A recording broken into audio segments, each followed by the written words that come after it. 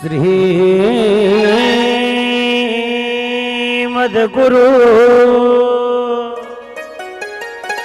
चरण कमलेभ्यो नमः। वक्रतुंड महाकाय सूर्यकोटि समप्रभा निर्विघ्नं कुरु मे देव सर्वकार्येषु सर्वदा।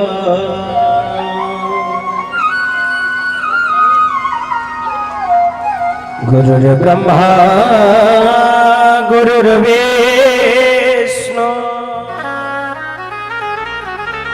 गुरुर्देवो महेश्वरः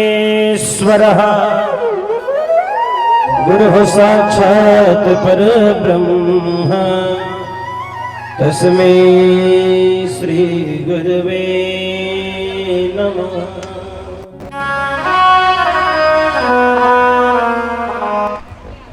गुरुमूर्ति मुखचंद्रमा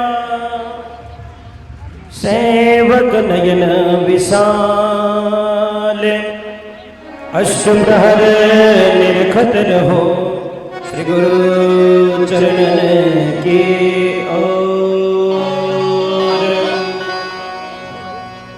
ध्येयं सदा परिभवग्नमभीष्टदेव तीर्थास्पदं शिवविरञ्चिनुतं शरण्यं। वृत्यार्तिहं प्रणतपादभवाब्धिपोतं वन्दे महापुरुष ते चरणारविन्दम्।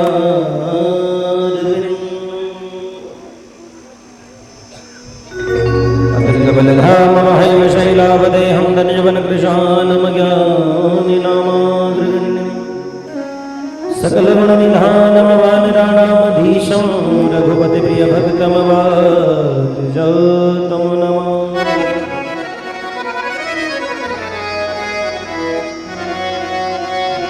नमोऽस्तु रामाय सलक्ष्मणाय देवे च तस्यै जनकात्मजायै।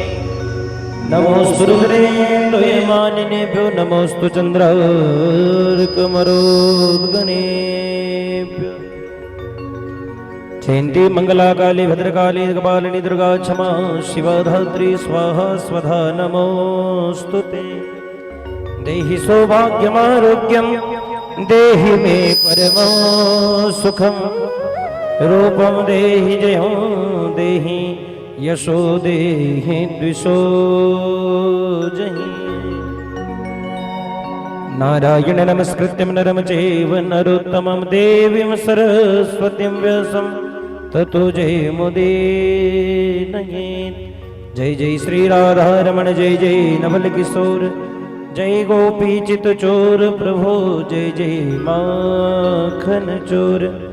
भक्ति भक्त भगवंत बपू चतुर नाम बपू एक तिनके पद वंदन किए सुना सब विघ्न अनेक।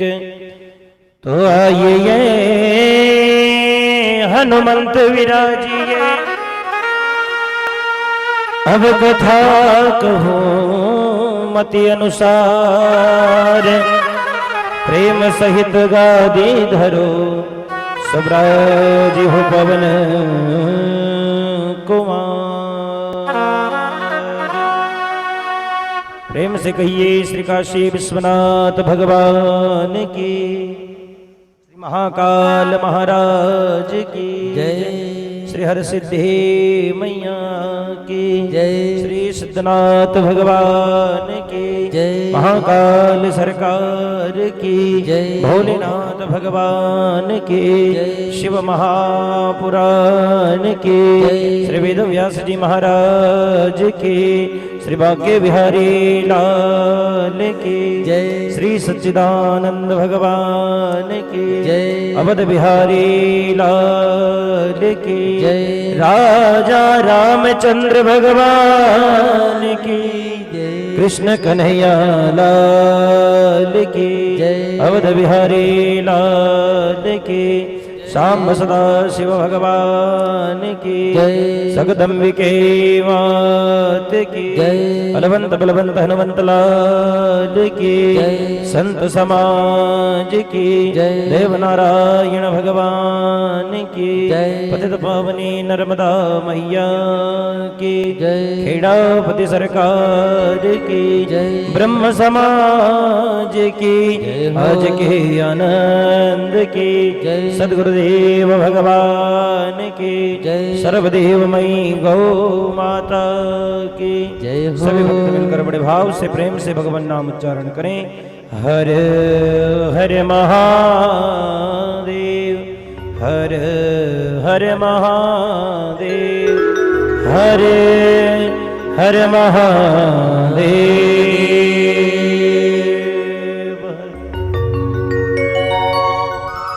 अनंतानंद दीन बंधु जगत सिंधु करुणा सिंधु भूत भूतेश्वर भगवान भोलेनाथ और त्रिकालदर्शी ओगड़दानी भगवान शिव की इस पावन कथा जी में हम सब प्रवेश करें। उससे पूर्व आए सभी मिलकर संकीर्तन के माध्यम से दिव्य कथा जी में प्रवेश करेंगे। सभी भक्त मिलकर मेरे साथ बड़े ही भाव से गाएं, गुनगुनाएं, प्रेम से करतल ध्वनि के माध्यम से और कहते हैं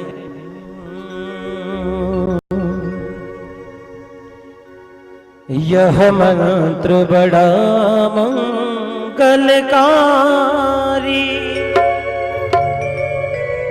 ओम नमः शिवाय ओम नमः शिवाय।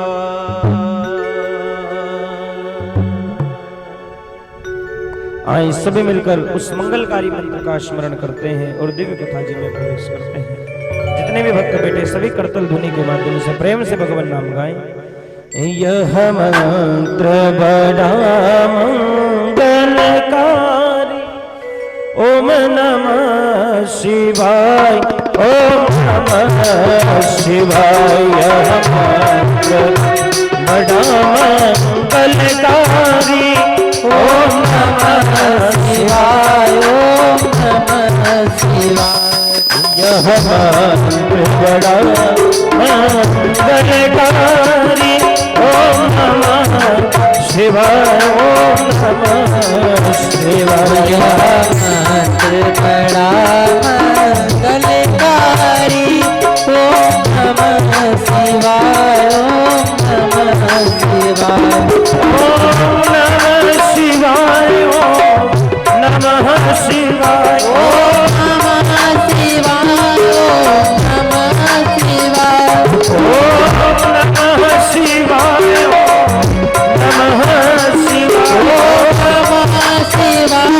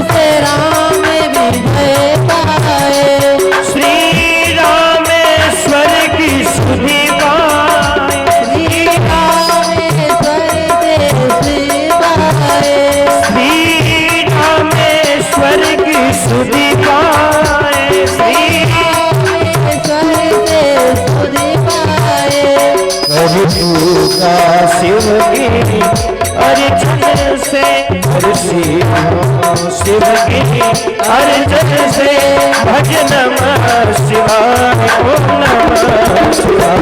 यह मंत्र बड़ा कलकारी ओम नमः शिवाय ओम नमः शिवाय। यह मंत्र बड़ा बलकारी भज नमः शिवाय ओम नमः कलकारी ओम नमः शिवाय ओम नमः शिवाय। अच्छा एक बात बताएं, आप तक आवाज सही आ रही है? समझ आ रहा हम जो गा रहे हैं वो क्या गा रहे हैं हम?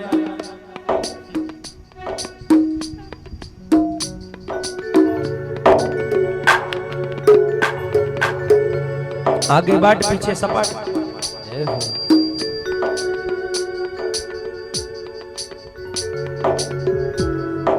अच्छा मैया आप बताएं हम क्या गा रहे हैं? इधर पीछे से आवाज महाराज ठाकी थे ही जानो। हाँ? देखो वैसे गर्मी ज्यादा है ना, इसलिए बड़े भाव से कीर्तन करें। ओम नमः शिवाय ओम नमः शिवाय ओम नमः शिवाय ओम नमः शिवाय। ऐसे नहीं कि हाथ खोलो, ये हाथ वैसे भोजन करने के लिए नहीं, भजन करने के लिए भी है। आए जरा खोले हाथ और तालियों के साथ। यह मंत्र बड़ा भगवती नमः शिवाय ओम नमः कलकारी ओम नमः शिवाय ओम नमः शिवाय। भज नमः शिवाय ओम नमः शिवाय भज नमः शिवाय ओम नमः शिवाय भज नमः शिवाय ओम नमः शिवाय भज नमः शिवाय ओम नमः शिवाय भज नमः शिवाय ओम नमः शिवाय। प्रेम से कहिए श्री काशी विश्वनाथ भगवान की जय। अनंतानंत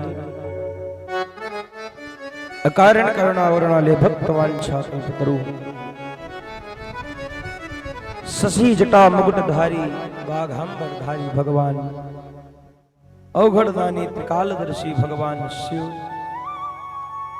उनके पावन चरणों में प्रणाम निवेदित कर उन्हीं की दिव्य ज्ञानमयी भावमयी करुणमयी वात्सल्यमयी कृपामयी यह पतित पावनी शिव गाथा के चरणों में भी साष्टांग दंडवत प्रणाम निवेदित कर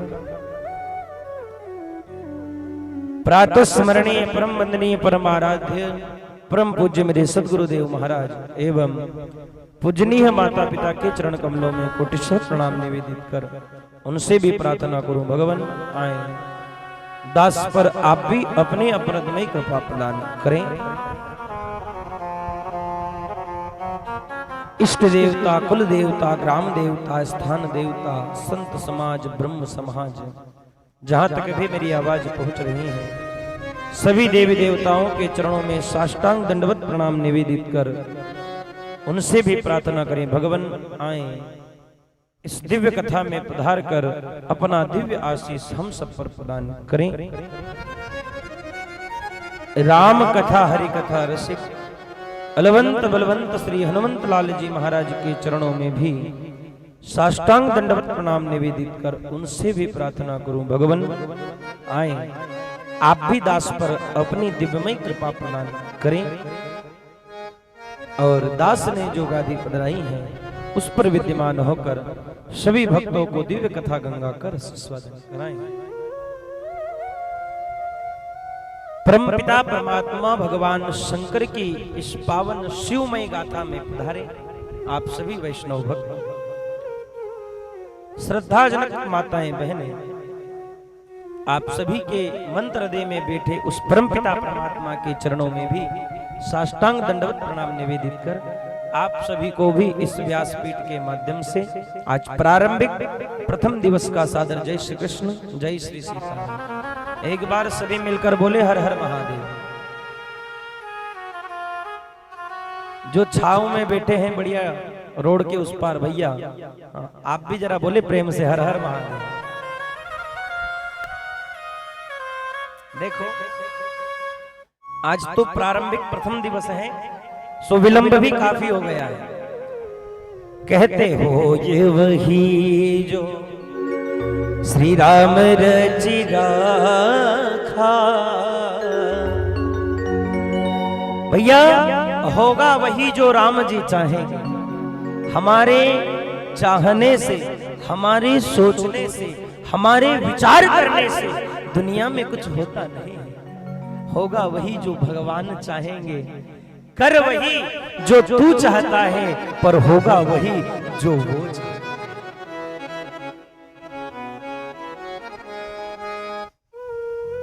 आज बड़ा ही सुंदर यह दिवन है, क्योंकि कहते हैं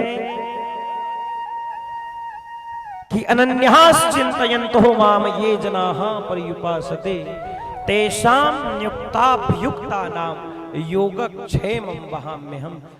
व्यक्ति के जीवन का सबसे अच्छा, सबसे सुंदर वह समय कहा गया है जिस समय में बैठकर व्यक्ति भगवान का भजन करता है। उससे बढ़कर दूसरा कोई समय साधारण नहीं है।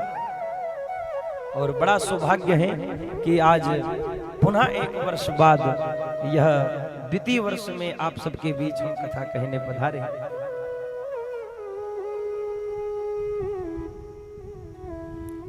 एक बात पर विचार करना, परमपिता परमात्मा ने भगवान शिव की जो कृपा है वो कितनी अनपाई है भैया। कहते हैं कि करता करे न कर सके, पर शिव करे सो होय। और सप्त द्वीप नो खंड में मेरी शिव सा बड़ा न कोई। भैया ये ब्रह्मांड यदि किसी का है तो वो मेरे भगवान शिव का है। क्या कहते हैं इसे भाई? मृत्यु लोक। और मृत्यु लोक का देवता कौन है? भैया कहते ना, कोई पूछे कि भैया बताओ बिहारी जी कहाँ रहते हैं, हम ये आपसे पूछे कि जरा आप बताओ ठाकुर जी रहते कहाँ हैं, तो कोई कहेगा भैया ठाकुर जी तो वृंदावन में उत्पन्न हुए, सो वहीं रहते हैं। हा? किसी से पूछ लो राम जी कहाँ हैं, तो कहेगा भैया राम जी तो अयोध्या में आए, सो अयोध्या में राम जी हैं। कहाँ है राम जी का घर? अवधि है ना। पर यदि किसी से पूछ लिया जाए कि मेरा महाकाल कहाँ है, तो हर कोई कह सकता है भैया मेरा महाकाल मेरे साथ है। क्यों? क्योंकि शिव शब्द 2 अक्षरों से बना है और मैया ये पूरा शरीर भी 2 अक्षरों से बना है। आप चाहो तो विचार कर लो, शिव कितने अक्षरों से बना? हाँ या ना? ऐसे मत बैठो पहली दूसरी के बच्चों जैसे। हाँ तुम तो ऐसे बैठे जरा पकड़ के लाया। हाँ क्यों भैया? देखो आप लोगों को तो ज्ञात ही है, हम एक बार पहले कथा कह चुके हैं, हमारी गाड़ी में आपकी आवाज का पेट्रोल डलेगा। जब तक आप लोगों का हाँ हुंकार न होगा तब तक आनंद नहीं आएगा। एक बार जरा अपनी आवाज सुनाओ हमारे बिहारी जी को, एक बार कहो हर हर। ठाकुर जी भी सगड़ी आने के लिए तैयार थे बड़ी अच्छे, तो कहे यार वहां के भगवत हर हर महादेव बड़ा अच्छा बोलते हैं। या शिव शब्द 2 है और मनुष्य के शरीर का हर शब्द 2 है। न चाहो तो देख लो आंख कितने शब्द हैं? आंख कितने शब्द से बना? बोलो। नाक, कान, गला, जीभ, मन, दांत, हाथ, बाल, कान, पैर, पेट, पीठ। अरे कितने गिनवाए? सब 2 ही है ना? कोई तीसरा है क्या? हा? जो दिन भर चलती लकर लकर, इसको भी तो जीभ ही कहते हैं। हा? इसमें भी 2 है। समझ लो ये 2 कोई और नहीं, ये 2 मेरा शिव है। ये 2 ही मेरा शिव है। और कितनी सुंदर बात किसी ने कही है। कहते हैं कि इंसान हर क्षण यही गलती कर जाता है कि वह विचार करता है कि भगवान कहाँ है। पर प्यारे, किसी ने कहा है जिसे तू खोजता गली गली है वो कहीं और नहीं, वो तेरे मन की गली है। तूने पूरी दुनिया की गली खोजी, एक बार मन की गली खोजता तो तुझे वो शंकर तेरे मन में मिलता। हमने दुनिया में उसको ढूंढा भैया, पर मन में झांका नहीं। और किसी ने कहा ना कि शिव को देखन में गया, शिव न मिलिया जहान में, और जो तन खोजा आपना तो शिव ही मेरे इस ब्रह्मांड। भैया भगवान तो अंदर ही विद्यमान है, उसे देखना पड़ेगा, उसे खोजना जब जाके वो मिलेगा।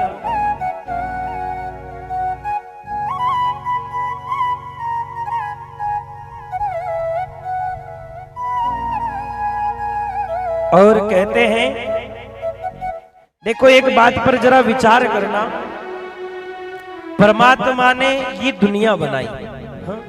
हम हमेशा कथाओं में प्रथम दिन कहते भगवान ने ये पूरी दुनिया बनाई है। अच्छा देखो, इस भगवान की बनाई दुनिया में कितनी सुंदर सुंदर चीजें हैं, बोलो है कि नहीं भाई? सुंदर नदियां हैं, सुंदर वृक्ष हैं, सुंदर पौधे हैं, सुंदर बाग बगीचे हैं। हाँ? अच्छा दुनिया में कितनी सुंदर सुंदर चीजें हैं। हाँ? अच्छा वो सब छोड़ो, कोई पुष्प कितना सुंदर होता। हाँ? भाई देखकर व्यक्ति का मन होता यार ये पुष्प कितना सुंदर है। पर विचार करना, भगवान की बनाई इस संसार के अंदर सबसे ज्यादा सुंदर, सबसे ज्यादा भाग्यवान, सबसे ज्यादा गुणवान यदि कोई है तो वह केवल और केवल मनुष्य का शरीर है। उससे बढ़कर दुनिया में कोई सुंदर नहीं है, बोलो है क्या? हा? हमारे शास्त्र भी तो कहते हैं, रामचरितमानस में बाबा लिखते हैं क्या कि बड़ो भाग मनुष्य तन पावा, हो सुर दुर्लभ सद ग्रंथन गावा, बड़हु भाग। भैया शास्त्र कहता है बड़हु भाग मानुष तन पावा, सुर दुर्लभ सद ग्रंथ ही गावा। विचार करना। देखो हम आपको एक बात बता दें, भगवान आप सबने यदि गरुड़ पुराण का श्रवण किया हो, अच्छा कितने लोगों ने सुनी गरुड़ पुराण? अभी तक किसी ने सुनी? इधर भाइयों में यार एक बात बताओ, ये हाथ खड़ा करने में कोई समस्या है क्या? भाई सुनी हो तो हाँ करो, ना सुनी हो तो ना करो, सो हम बताएंगे। इधर माताओं में गरुड़ पुराण सुनी? हाँ? अच्छा एक बात बताओ, गरुड़ पुराण में पंडित जी गरुड़ पुराण पढ़ते जब बताते कि गरुड़ पुराण के अंदर आता कितनी योनियां होती मनुष्य की।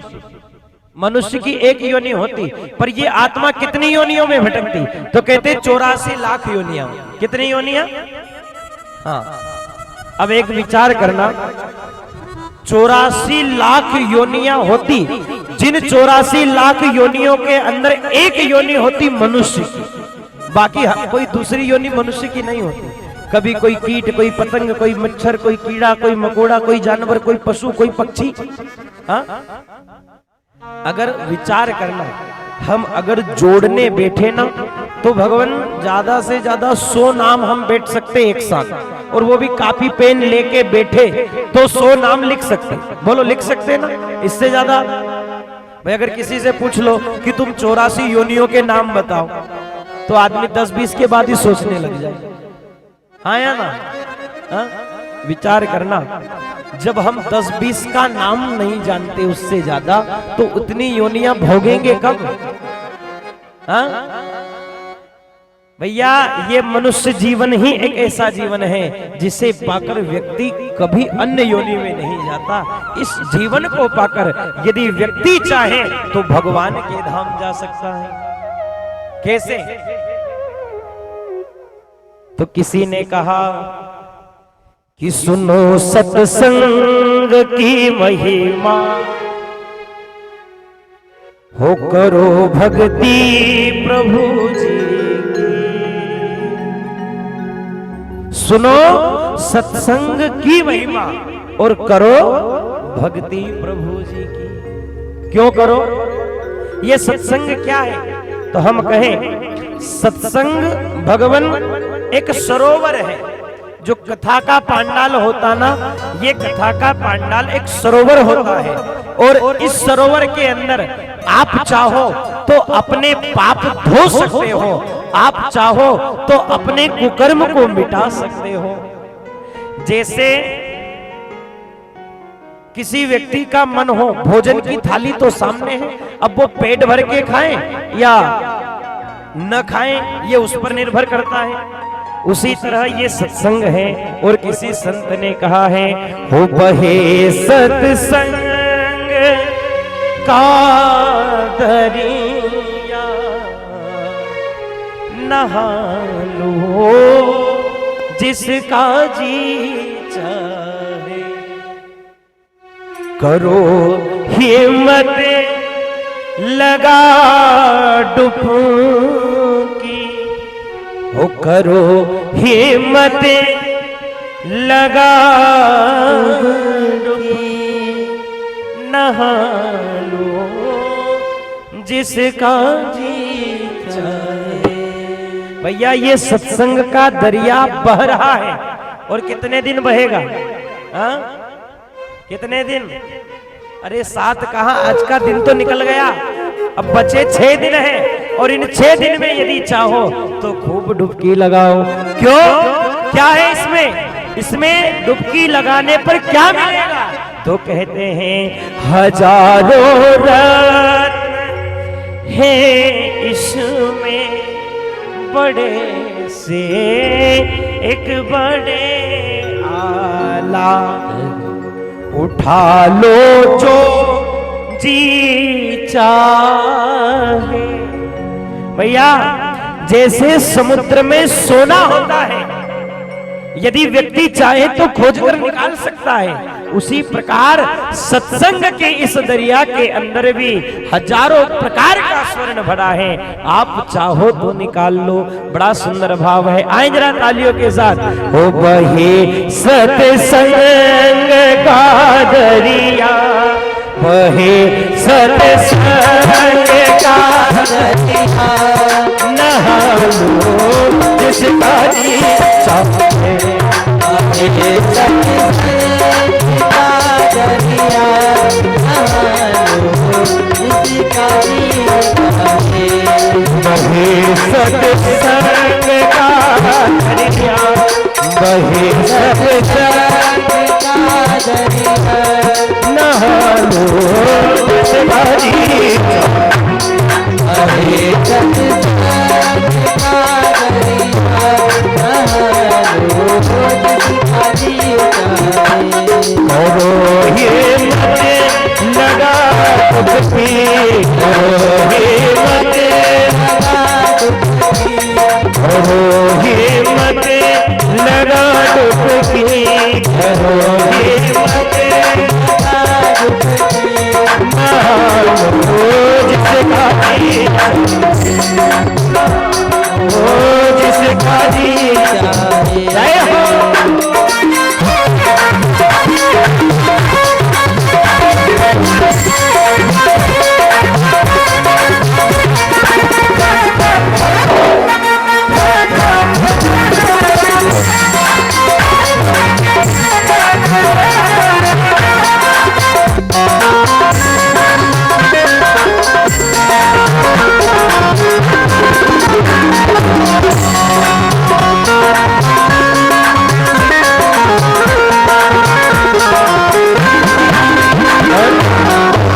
कितनी सुंदर बात कही है किसी संत ने। भाई सत्संग में जाओगे, सत्संग को सुनोगे, कथा को सुनोगे तो क्या होगा इससे?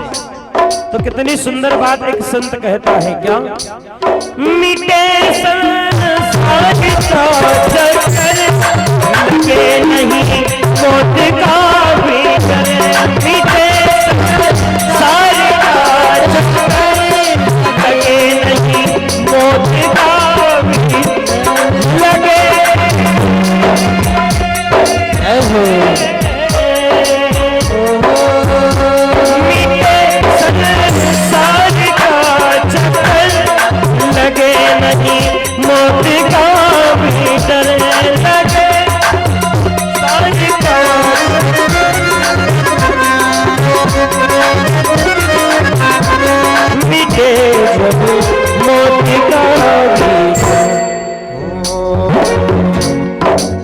करे भव पार सागर से, करे भव पार, करे भव पार ये भजनो, करे भव पार ये भजनो, नहालो जिस बारे बहे सत्संग का दरिया,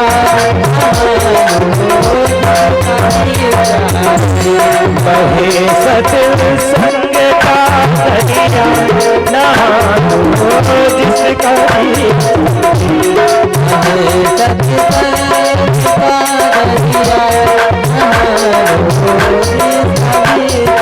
जय हो।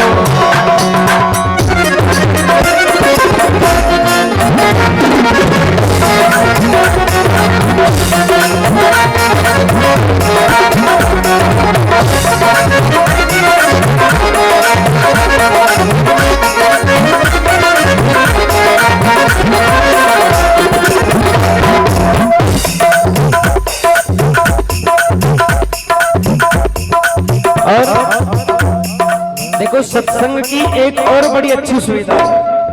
सत्संग सुनने से होता क्या है, तो किसी सज्जन ने कहा है क्या,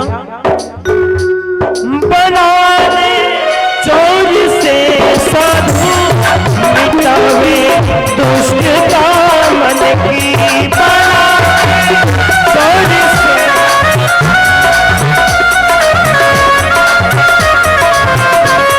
मिटावे दुष्टता मन की, कटे जड़ मूल पापों का, कटे जड़ मूल पापों का, कटा लो जिस घड़ी बहे सत्संग का दरिया, नहा लो जिस घड़ी चाहे, ओ बहे सत्संग का दरिया, नहा लो जिस घड़ी चाहे, बहे सत्संग दरिया, नहा लो जिस घड़ी चाहे, नहा लो जिस घड़ी चाहे, नहा लो जिस घड़ी चाहे, नहा लो जिस घड़ी चाहे, नहा लो जिस घड़ी चाहे, बहे सत्संग का दरिया, नहा लो जिसका जी चाहे। और कितनी सुंदर बात कही, बना दे चोर को साधु, मिटा दे दुष्टता मन की। भैया सत्संग यदि सच्चा हो जाए तो एक चोर भी साधु बन सकता है और मन की दुष्टता भी मिट सकती है। पर वो कब होगा, जब सत्संग में मन लगेगा। अब यदि कथा के पांडाल में आकर बैठ जाओ और आप सोचो कि हम भी साधु बन जाएं या हमें भी पुण्य मिल जाए, तो ये संभव थोड़ी है। अच्छा एक बात बताओ, अब जितने भी बैठे हो, यदि आप में से किसी के पेट में दर्द हो, हाँ? उदाहरण, भगवान करे किसी का न हो, पर एक उदाहरण दे रहा हूं। अब एक बात बताओ, यदि आप में से किसी के पेट में दर्द हो और तुम अस्पताल में जाओ, अब एक बात बताओ, अस्पताल में जाकर बैठ जाओ तो क्या वो दर्द बंद होगा? बोलो हाँ या ना, होगा क्या? नहीं। दर्द कब बंद होगा? जब अस्पताल की कोई सामग्री आपके शरीर में, या तो कोई गोली आप खाओगे या कोई बोतल डॉक्टर आपको लगाएगा। बोलो हाँ या ना। भाई बिना गोली खाए कोई पेट का दर्द बंद होगा क्या? हाँ? ओ मैया बोलो तो सरियो मुंडो, बोलो तो सरी, अरे थोड़ा तो बोलो भाई, होगा क्या? नहीं होगा। ठीक उसी तरह ये भी दवाखाना है, वहां शरीर का इलाज होता है और यहां मन का इलाज होता है। भाई तन का जो दुखी होता उसे डॉक्टर ठीक करता, और जो मन का दुखी होता उसे भगवान ठीक करता है। और वो कब होगा? जब आपके मन में भगवान के प्रति आस्था आएगी, विश्वास आएगा। अन्यथा फिर बात तो वही हो गई कि जब तक हम उसे जानेंगे नहीं, तब तक उसे पहचानेंगे नहीं, तब तक कृपा होने वाली भी नहीं है। एक बार की बात है, देखो हम लोगों का जीवन कैसा है पता आपको? हम जानकर अनजान बने बैठे हैं। एक बार क्या हुआ, एक कोई गांव का ग्वाला आदमी था, जंगल के मार्ग से जा रहा था। कुछ पशु पक्षी थे उसके पास, उनको लेकर जंगल में जा रहा था। अच्छा, रास्ते में एक हीरा पड़ा था और उस हीरे की चमक उस ग्वाले की आंख में पड़ी। तो इसने सोचा यार ये क्या है, जाऊं तो सही जरा जाके देखूं। तो तुरंत गया। अब बेचारा ग्वाला था, पढ़ा लिखा था नहीं, उठाया। वो उठा के देखा तो सोचने लगा यार ये है तो बहुत अच्छा, चमकदार भी है, पर एक बात कहूं, ये मेरे किस काम का? क्या करूंगा इसको? ये तो कांच का टुकड़ा, और क्या करूंगा कांच के टुकड़े को ले जाकर? फेंक दिया उसने, तो चला गया। ठीक थोड़ी देर के बाद में उसी मार्ग पर एक जौहरी निकला जो हीरे का व्यापारी था। उसने उस हीरे को धूल में पड़ा देखा, साहब गाड़ी रोका, उतरा, दौड़ कर गया, उस हीरे को उठाया, अपने महंगे कपड़े से साफ किया और एक डिब्बी में बंद कर अपनी जेब में रख लिया। अब आप मुझे बताना, क्या इसमें हीरे का कोई दोष था? भैया हीरा तो ग्वाले के सामने भी हीरा था और जौहरी के सामने भी हीरा था। बस जिसने परख कर ली उसने अपने पास रख लिया, और जो परख न कर पाया उसने फेंक दिया। भैया हम भी यही कहना चाहते हैं कि जो भगवान को परख गया वो भगवान से जुड़ गया, और जो भगवान को परख न पाया वो भटक रहा है। ये दुनिया में भटकने का कारण कोई और थोड़ी है, पर सत्य कहें, जब तक व्यक्ति परमात्मा से जुड़ता है तब तक ही उसके जीवन का आधार होता है। देखो आज हम जिस कथा को सुनने बैठे हैं, यह कथा हम पहले भी सुन चुके हैं। हा? भाई कौन सी कथा है? कौन सी कथा सुनने बैठे, जरा नाम तो बताओ। अच्छा शिव महापुराण। अच्छा ऐसा कोई है जिसने पहली बार शिव पुराण सुनी हो? पहली बार बैठा हो, कभी सुनी ना हो? सबने सुनी है ना पहले? हाँ टीवी पे तो सबने सुनी होगी। हाँ देखो क्या नाम है? शिव। नाम के अंदर ही भगवान स्पष्ट है कि इस कथा का सार क्या है। देखो जितने भी हैं सब पुराण हैं। आप देख लो भागवत को क्या कहेंगे? भागवत पुराण। हाँ? नारद पुराण, वायव्य पुराण। पर शिव पुराण को क्या कहा गया? शिव महा। क्यों महा कहा गया?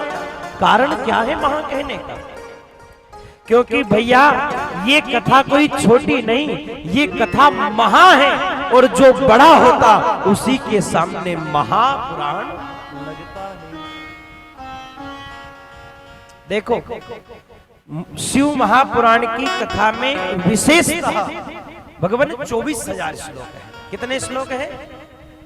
24,000 श्लोक। कुल कितनी संहिताएं हैं? तो कहे 7 संहिताएं शिव महापुराण। और अच्छा ऐसा कहते हैं कि शिव महापुराण की रचना सबसे पहले भगवान शिव ने ही की। कोई और नहीं है शिव महापुराण की रचना। क्योंकि कहते हैं ना कि अगर कोई वस्तु का प्रारंभ हुआ है तो वह भी शिव है, और किसी का अंत भी कहीं होता तो वह भी शिव ही के साथ होता। भाई प्रारंभ भी वहीं से है और अंत भी वहीं पर है। ऐसा कहते हैं कि एक बार भोले बाबा ने एक दिव्य शास्त्र का निरूपण किया, और कहते हैं उस शास्त्र के निरूपण के पश्चात दुनिया में खबर फैल गई, भैया भोले बाबा के पास एक ऐसा शास्त्र है जिससे बाबा बड़े आनंद में हैं। थोड़ा सा कम, थोड़ा सा देखो। एक बार दुनिया में चर्चा चली, 3 लोग इकट्ठा हुए, 3 जाति के लोग, भगवान 3 जाति, कौन? मनुष्य, देवता और राक्षस। हाँ, ये सब हमने बनाई बाद में। हाँ, ये वर्ण ये जो भी है ना, इस बाद में बने। पहले 3 ही थे, एक देवता थे, दूसरे मनुष्य और तीसरे राक्षस। भाई राक्षस कौन? जो उल्टे काम करे सोई राक्षस। हाँ, जो बढ़िया पूजा पाठ धर्म सब काम करे, इंसान की तरह रहे, वो मनुष्य। हाँ, और देवता तो जानते ही हैं। तो देखो इन तीनों ने इकट्ठे होकर विचार किया, यार एक बात समझे क्या कि दुनिया में जहां देखो वहां हर आदमी परेशान है। का बात तो सही है। का यार ये भोले बाबा इतने आनंद में कैसे रहते, इसका कारण क्या है? और एक बात कहें, व्यक्ति को खुद का सुख नहीं दिखता पर दूसरे का सुख जल्दी दिख जाता है। और ये कलयुग का एक नियम है प्यारे, है ना। यहाँ देखो, खुद सुखी होगा तो आनंद नहीं आएगा, पर पड़ोसी यदि सुखी है तो उसको चिंता हो जाएगी, यार ये सुखी कैसे हो गया यार। हाँ? होती कि नहीं होती? नहीं, अपनी सगड़ी की बात नहीं हो, हम तो सब एक नंबर है, हम सब। हाँ, अभी 7 दिन तुम्हारा गांव में रहना। हाँ यार, अब बुराई कर दे तो पता चले तुम शाम को ही झगड़ा कर लो। पर सुनना, पूछा गया, भैया यार ये सब परेशान, ये भोले बाबा इतने आराम में कैसे रहते, कारण क्या है? तो किसी ने कहा, यार हमने सुना कि भोले बाबा के पास एक ऐसी चीज है जिसके कारण भोले बाबा सुखी है। तो कहा यार वो है क्या? कहा उनके पास एक शास्त्र है, और उस शास्त्र में ऐसा कुछ है जिससे भोले बाबा सुखी है। तो इन तीनों ने सोचा, यार एक काम करो। कहा क्या? कहा अपन चलो उनसे वो मांग लाओ तो अपन सुखी हो जाएंगे। और दुनिया में कौन सुखी नहीं होना चाहता? बोलो, आपको पता चल जाए कि किराने की दुकान पे सुख मिले तो मेरे जैसा तो 5-10 किलो ज्यादा ही लाए। बोलो हाँ जी या ना जी? हाँ? अब इनको पता चला भोले बाबा सुखी। का कैसे सुखी? का कोई शास्त्र है जिससे भोले बाबा सुखी है। का एक काम करो वहीं चलो।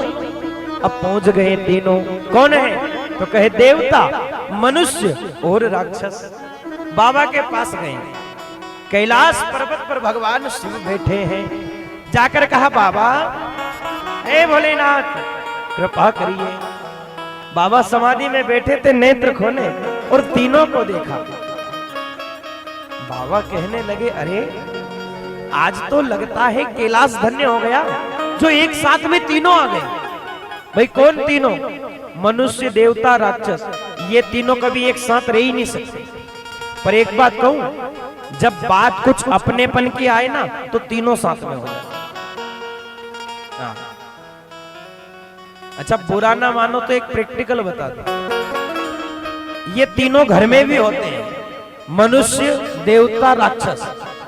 बुरा मत मानना, हर घर में तीनों होते हैं। अब आप सोचो गुरुजी कैसे? एक आदमी वो होता जो किसी से कुछ नहीं बोले, पूजा पाठ करे, अपना आनंद में रहे, न किसी का लेना न किसी का देना, आनंद से रहना, भगवान का जप करना, पूजा करनी। वो कौन है पता है? वो देवता है, उसको दुनिया से मतलब है। और दूसरा मनुष्य, जिसको घर की भी चिंता, खेत की भी चिंता, छोरा की भी चिंता, लाड़ी की भी चिंता, गाड़ी की भी चिंता, वो मनुष्य है। और तीसरा जी के काई की चिंता है, वो कहीं को करे तो उससे भी क्या कहीं करे। हाँ समझ लेना, ये राक्षस हर घर में होते हैं। और ये तीनों कभी एक साथ चलते नहीं है, पर जब बात स्वार्थ की आती ना तो तीनों साथ हो जाते हैं। भोले बाबा कहने लगे, क्यों रे तुम तीनों कैसे? कहे बाबा एक परेशानी है। भोले बाबा ने कहा बेटा बोलो क्या परेशानी है? कहा बाबा आप कृपालु हो, आप दयालु हो। भोले बाबा ने कहा यार तुम मस्का मत लगाओ, तुम तो काम बताओ आए क्यों? तीनों कहने लगे बाबा हमने सुना तुम्हारे पास एक ऐसा शास्त्र है जिससे तुम सुखी हो। भोले बाबा ने कहा देख रहे, अगर सुखी होना है तो शास्त्र से सुखी नहीं हो सकता। सुखी दुनिया की व्यवस्था से व्यक्ति नहीं हो सकता भगवान। सुखी होने के लिए व्यक्ति को मन में संतोष चाहिए, और वो आजकल है नहीं। हम आपको बता दें, दुख होने का सबसे बड़ा कारण है व्यक्ति की आशाएं। पहले व्यक्ति की आशा कम होती थी, आज उसकी आशा बढ़ गई, सो दुख का कारण भी बढ़ गया। पहले व्यक्ति के खेत में 4-5 कुंटल गेहूं भी होते थे ना बीघा के, तो व्यक्ति खुश होता था। हाँ आजकल 10 कुंटल बीघा का भी हुई है तो यूं के यार 2 कुंटल ज्यादा होता तो हजू अच्छा रहता। बोलो हाँ या ना? हाँ भाई हमारी आशा बढ़ गई। बोलो पहले कहां इतनी व्यवस्थाएं होता करती थी? जितनी व्यवस्थाएं बढ़ी उतनी आशाएं बढ़ गई। बाबा कहने लगे तुम तो जे बताओ आए क्यों हो? कहा बाबा कहा क्या हमें आपके पास जो शास्त्र है ना उसमें से थोड़ा थोड़ा दे दो तो हम भी सुखी हो जाएंगे। बाबा ने कहा देखो शास्त्र ले जाने से दुखी हो जाओगे तुम। कहा नहीं नहीं आप तो दे दो। बोले बाबा ले जाओ, हम क्या मना करेंगे। अच्छा भोले बाबा के पास जो शास्त्र था उसमें 1 करोड़ श्लोक थे। कितने? 1 करोड़ श्लोक। 1 करोड़ श्लोकों से बाबा ने शास्त्र बनाया था। अब तीनों ने मांगा तो बाबा ने कहा क्या करूं? अच्छा भोले बाबा का एक नियम है मैया, वो सबको बराबर देते हैं, कम ज्यादा किसी को नहीं देते। फिर चाहे सामने राक्षस खड़ा हो या सामने मनुष्य खड़ा हो, सबको बराबर। तो बाबा ने कहा ठीक है। अब 1 करोड़ में से भोले बाबा विचार करे क्या बांट दूं? तो भोले बाबा ने क्या करा, उस 1 करोड़ के अंदर से 33 लाख इन तीनों को दे दिया।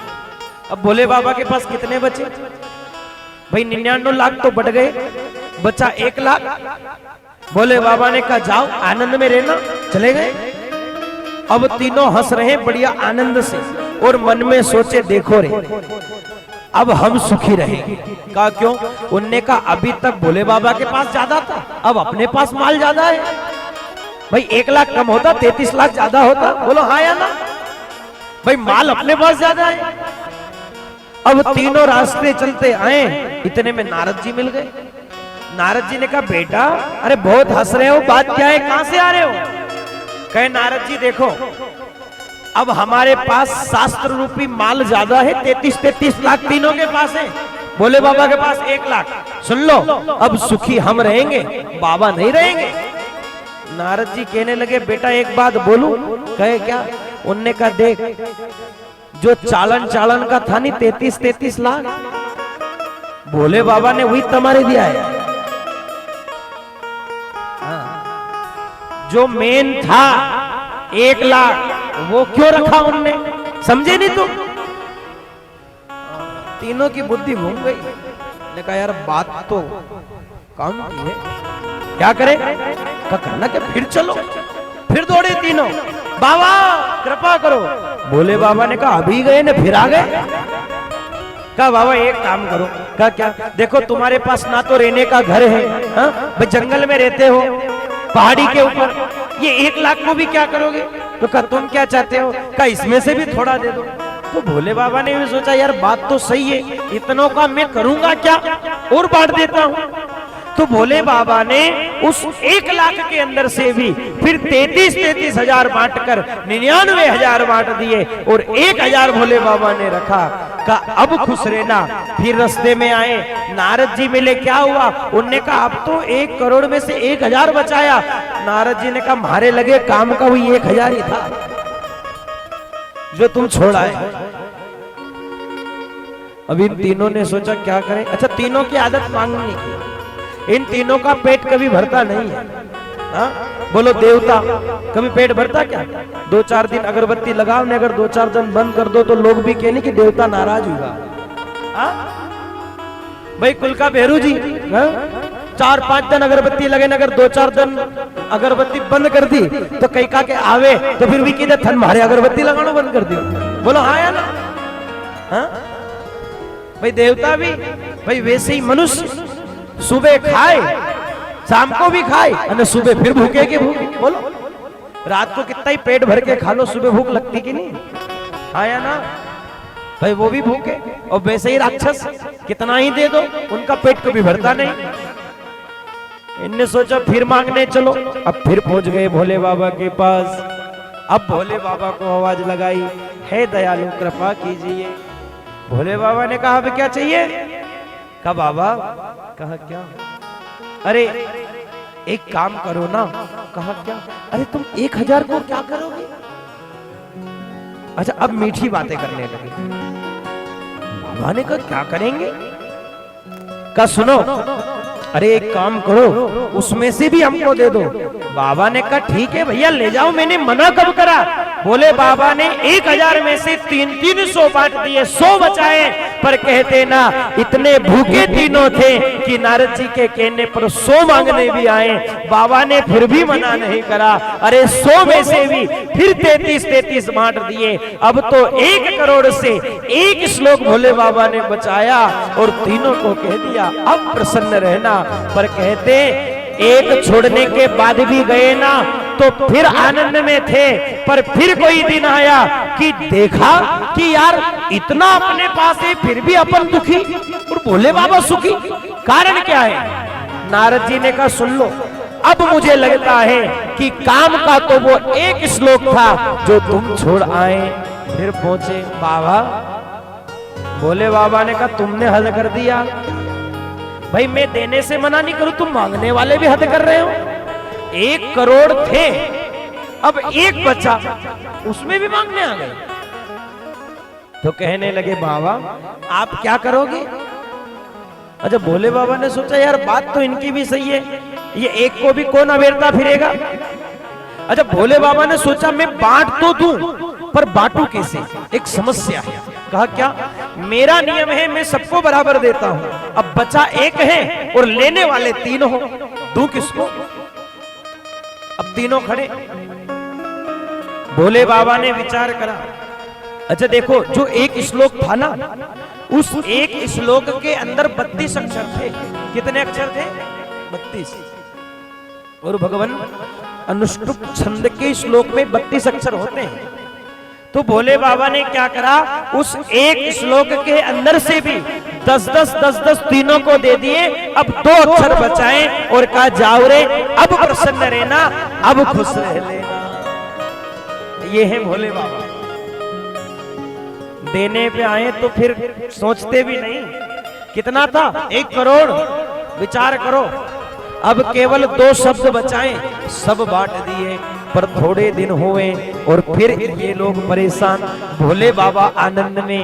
चिंता हुई, कहा कारण क्या है? तो लगने लगा कि वही 2 अक्षरों का कारण है जिससे बाबा सुखी है और हम दुखी हैं। तो किसी ने कहा सुन लो, अब यदि मांगने गए ना तो बाबा देंगे नहीं। कहा क्यों? उनने कहा अब तो अपने को शर्म आनी चाहिए यार, 1 करोड़ थे, 2 अक्षर छोड़े, अब कैसे मांगे? तो किसी ने कहा चिंता मत करो, अब मांगने का दूसरा उपाय करेंगे। और क्या करा? अब इस बार तीनों पहुंचे भोले बाबा के सामने और जाकर खड़े हो गए, हाथ जोड़ लिए और हाथ जोड़कर बाबा से कहने लगे हो संभव सरने पड़ी मांगो घड़ी रे घड़ी कष्ट आ तो दया कर शिव दर्शन आपो शंभो शरणे खड़ी मांगो हरि कष्ट आतो दया करी शिव दर्शन आपो। अगर आप भी चाहते हो बाबा आपकी पुकार सुने तो तालियों के साथ कहो बाबा, हे बाबा मैं तो शरणे खड़ी मांगड़ी रे कष्ट आतो दया करी शिव दर्शन आओ। बड़ी मांगो घड़ी रे घड़ी रूप धारो दया करी शिव दर्शन आपो दया करी शिव दर्शन आपो दया करी शिव दर्शन शिव हे बाबा कृपा कीजिए। और कहते न कि बड़ा दयालु है भोलेनाथ, आज नहीं तो खोले। और देखो ऐसा कहते हैं कि दुनिया में जब कोई सुनने वाला ना हो, जब दुनिया में कोई रास्ता नजर ना आए, तो एक बार भरोसा भगवान पर करना और उसके शरण में बैठना और निवेदन करना, ये भाव उसके चरणों में कहना, बाबा अब मैं तेरे भरोसे हूँ, कृपा कर दे। सत्य कहे ये इतना दयालु है कि तत्क्षण आपको किसी न किसी तरह का सहारा ये भोले बाबा दे देगा। भरोसा पक्का रखना। क्यों? क्योंकि अगर भरोसा सच्चा है तो भगवान आना भी पक्का है, और भरोसा यदि सच्चा नहीं तो वो कभी आ जाए ये बात भी कभी सत्य हो नहीं सकती। आपका भरोसा चाहिए। आज निवेदन करा, भोले बाबा कहने लगे क्यों, अब क्या चाहिए? बाबा से कहने लगे बाबा एक काम कर दो। कहा क्या?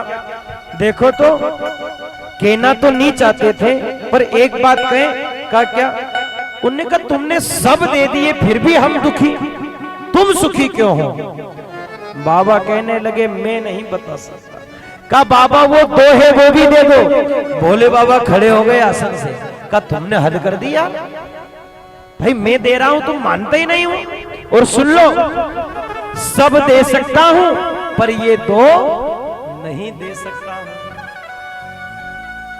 मनुष्य देवता राक्षस समझ गए अब बाबा देंगे नहीं, तो पूछा बाबा ये दो ही क्या, कम से कम बता तो दो। तो भोले बाबा कहते हैं भैया सुन लो, पहला शब्द है रा और दूसरा शब्द है मां। और मेरे भोले बाबा दिन भर किसको भजते हैं? राम को भजते हैं। और कहते ना आराम की तलब है तो एक काम कर, आराम की शरण में और राम राम। या आराम की तलब है तो एक काम कर, आराम की शरण में और राम राम कर, तुझे आराम मिल जाएगा।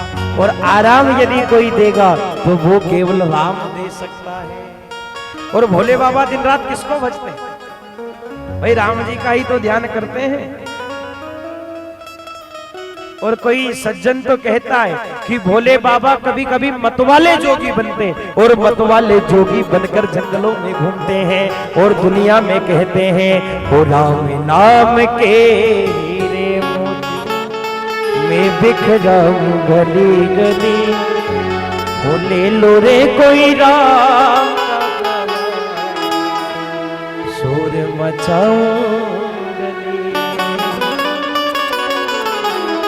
ये क्या है? देखो शिव कथा में राम का विषय लाना अति आवश्यक है। नहीं तो आप सोचोगे गुरुजी कथा तो शिव जी की करने बुलाया और आप राम जी को कह रहे हो। पर सुन लो, स्वयं भगवान कहते हैं राम कहते शिव द्रोही मम दास कहावे, होते नर सपने नहीं मोहि पावे। श्री राम जय राम जय राम, श्री राम जय राम जय राम। हो शिव द्रोही मम दास कहावे, नर सपने नहीं मोहि पावे। राम जय राम जय राम, श्री राम जय राम जय। शिवद्रोही ममदास कहावे, तेनर सपने नहीं मोहि पावे। जो शिव का द्रोही हो और राम का दास कहाए, वो कभी राम को नहीं पा सकता, और जो राम का द्रोही होकर शिव का दास बन जाए, वो कभी शिव का प्रिय नहीं हो सकता। हमारे पूज्य गुरुदेव भगवान कहते हैं, शिव जी के मंदिर में जाओ तो शिव जी का भजन तो करो, पर वहां बैठकर 5 बार राम का नाम भी लो। क्यों?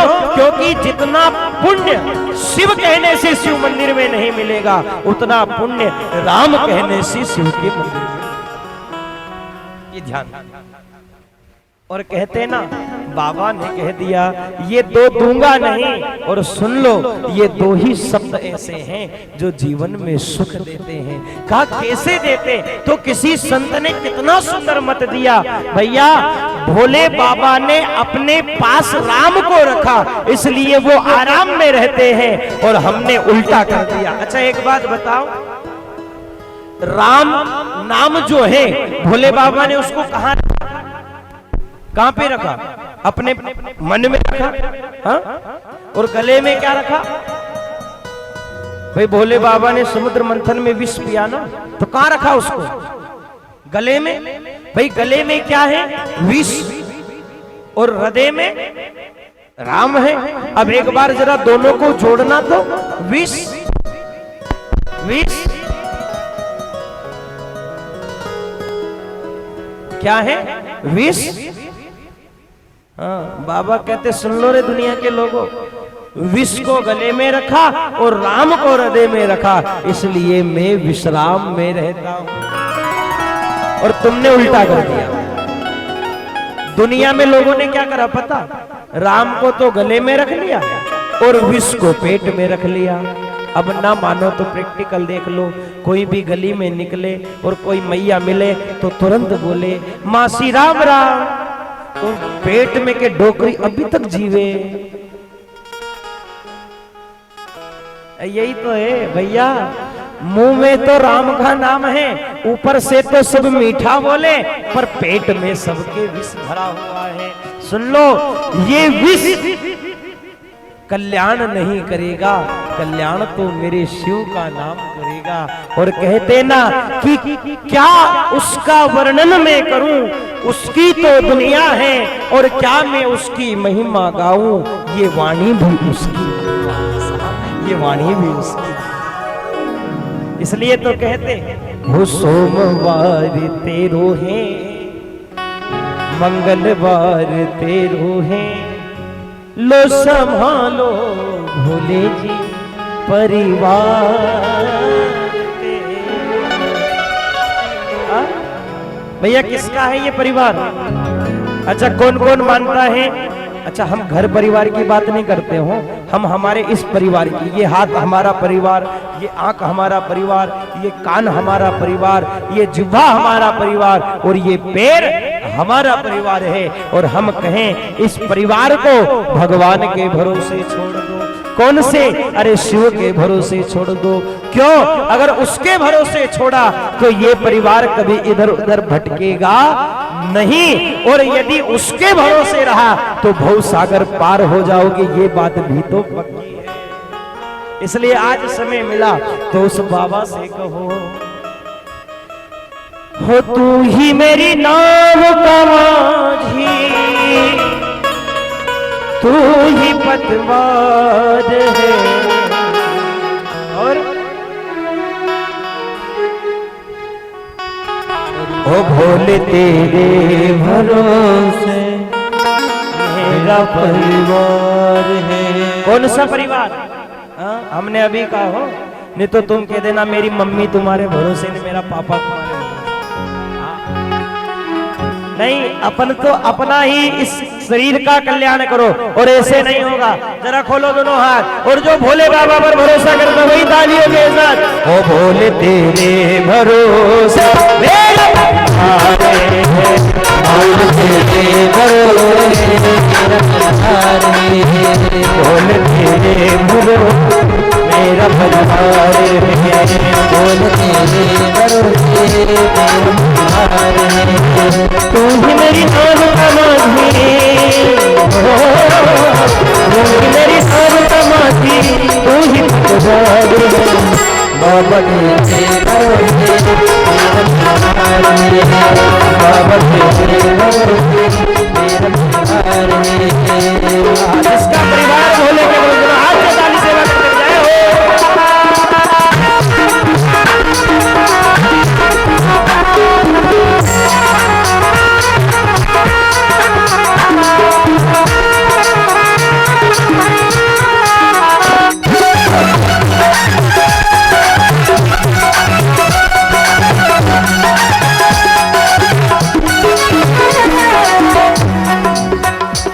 अगर अच्छा नाम गिरफ्तार होगी, दूसरी की पेट भवन में दरबार होगी।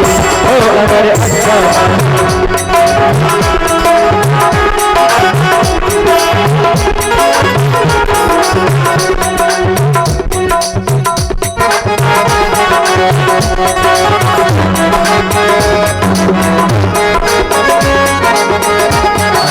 कहा है किसी ने क्या हो, अगर अच्छा भाई नाम गिरफ्तार होगी, दूसरी की पेट भवन में फिर सरकार होगी। हो अगर अच्छा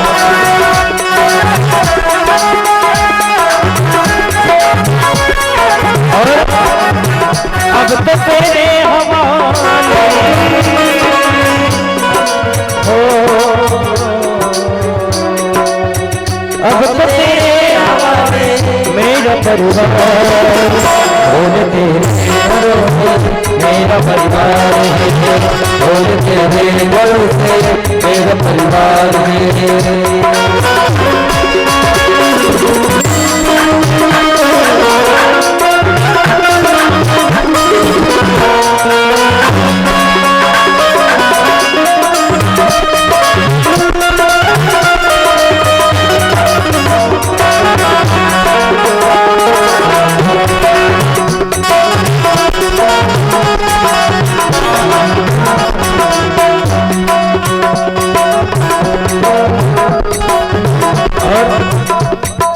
ऐसा कहते हैं कि भावना में भाव हो तो भव से बिना पार हो।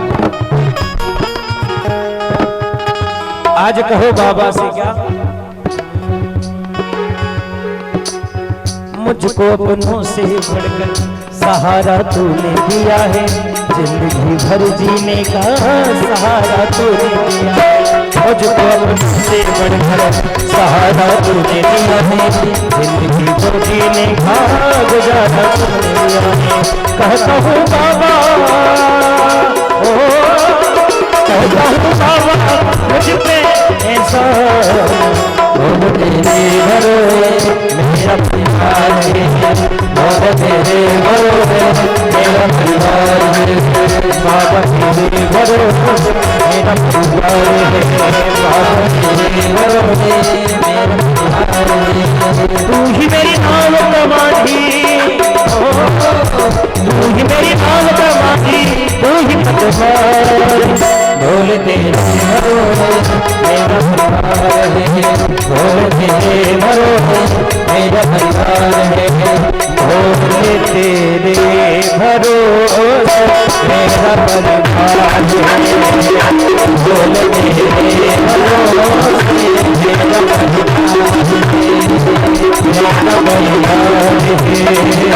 मेरा परिवार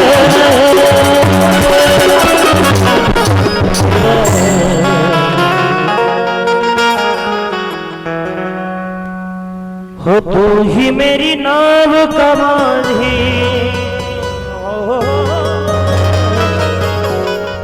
तू ही मेरी नाव कमांधी, तू ही पत मार। और कहो मिलके क्या, हो बाबा तेरे भरो मेरा परिवार, भोले तेरे भरो मेरा परिवार।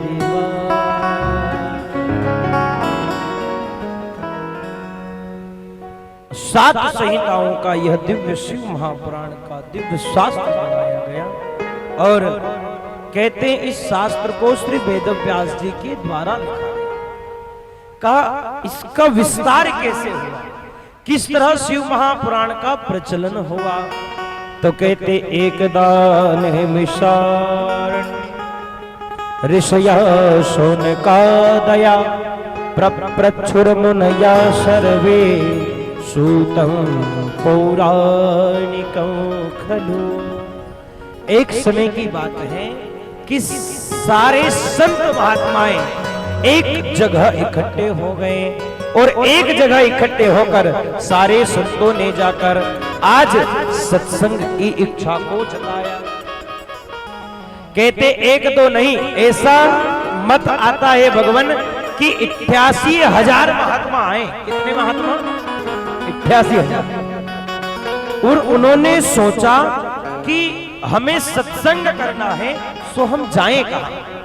कोई स्थान चाहिए सत्संग के लिए। तो कहते सारे महात्मा सीधे ब्रह्मा जी के पास पहुंचे। के ब्रह्मलोके जना संत संसर्गदा। सारे महात्मा पहुंचे ब्रह्मा जी के पास। ब्रह्मा जी ने देखा, अरे ब्रह्मलोक में आज इतने महात्मा एक साथ, क्या कारण है? पूछा महाराज कैसे आगमन हुआ, क्यों आए हो, कारण क्या है?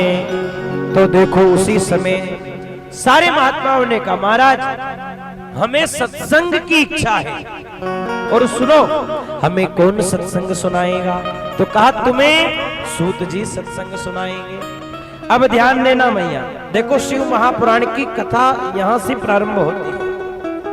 कहते सूत जी आए, सूत जी ने सनकादिक ऋषियों से कहा क्या सुनना है? तो कहने लगे महाराज कोई ऐसा पुराण, कोई ऐसा शास्त्र सुनाइए जिसको सुनने मात्र से मनुष्य का कल्याण हो जाए।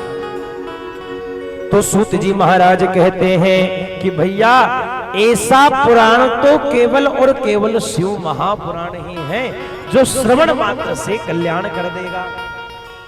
कहा शिव पुराण में ऐसा क्या है जो कल्याण कर देगा? तो सूत जी कहते हैं कि अष्टादश पुराणेषु व्यासाय वचनद्वयम् परोपकाराय पुण्याय पापाय परवीण। भैया शिव की कथा और शिव का नाम व्यक्ति के काल को भी भगा सकता है। क्यों? क्योंकि काल भी तो महाकाल से डरता है। भाई अगर काल भी आकर खड़ा हो जाए और कोई महाकाल का भक्त पहुंच जाए तो वो काल भी घबरा जाता है। का अष्टादश पुराणेषु व्यासाय वचनद्वयम्। ये व्यास जी के वचन है कि अष्टादश पुराणेषु जितने भी पुराण हैं उन पुराणों में सबसे श्रेष्ठ यदि कोई पुराण है तो वो शिव महापुराण। का महाराज ठीक है कथा सुनेंगे, पर एक बात बताएं, कहा क्या? कहा कथा सुनने के लिए जाएं कहां? ब्रह्मा जी कहने लगे कहां जाएं? कहा महाराज कथा ऐसे नहीं सुनी जाती, कथा सुनने के लिए कोई स्थान चाहिए। अच्छा देखो बात भी तो सही है, अगर यहाँ ये पंडाल न लगा होता और ऐसे रोड पर कथा चलती तो बोलो इतने लोग बैठ के सुनते क्या? हाँ या ना? यार आप 2.5 किलो की मत हिलाओ, आप 250 ग्राम की हिलाओ। हाँ ये 2.5 किलो की यूं करोगा तो सांझे दुखेगा। आप तो अंदर बैठी 250 ग्राम की उसी को हिलाओ, उसी में काम आ जाएगा। और एक बार जरा मिलके बोलो हर हर। अच्छा, हमने पिछली बार बताया था कि महादेव बोले तो हाथ कैसे करें? किसको याद है? जो बताएगा उसको इनाम देंगे। इनाम का नाम से देखो सबका हाथ उठा।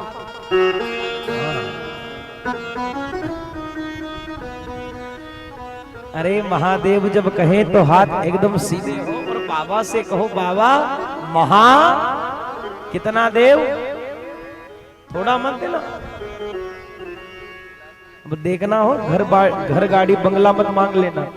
एक अभी हम घाट नीचे कथा करने गए, हमने कहा जो मांगो सोई मिलेगा। तो एक भैया खड़ा हुआ, हम जब भी बोले हर हर महादेव तो वो खड़ा होके बोले हर हर महादेव। तो मैंने यार पूछा, मैंने कहा तेरे को समस्या क्या?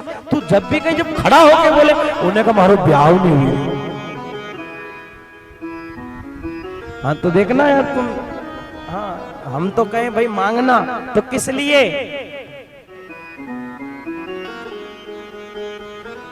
हो ना में अटको ना में भटको, अरे आओ तेरे दर पर में। अटको नहीं भटको नहीं, सीधे कहाँ जाऊं?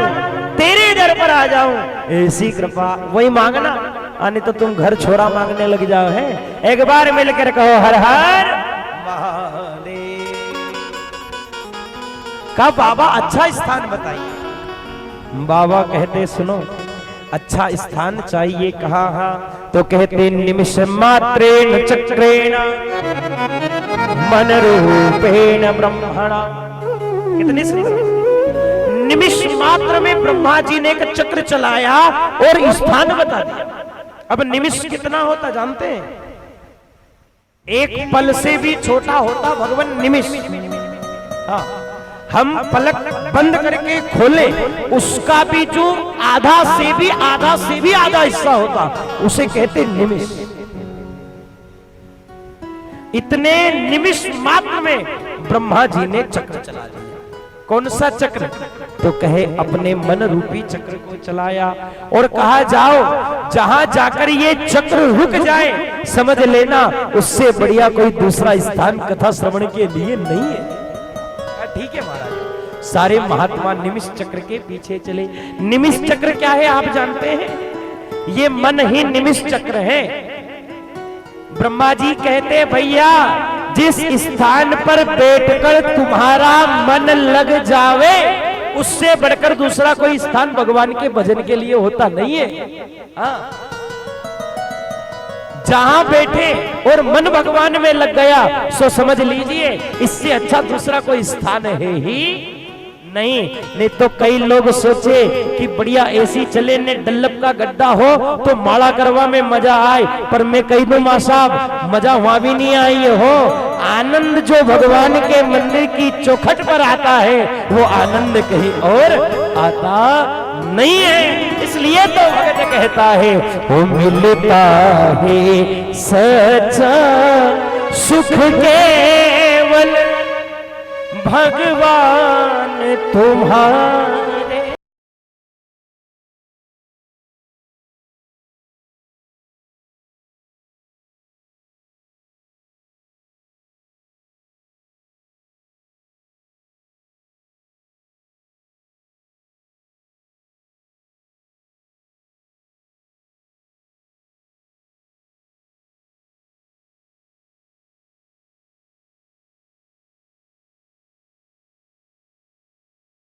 याद करा करना।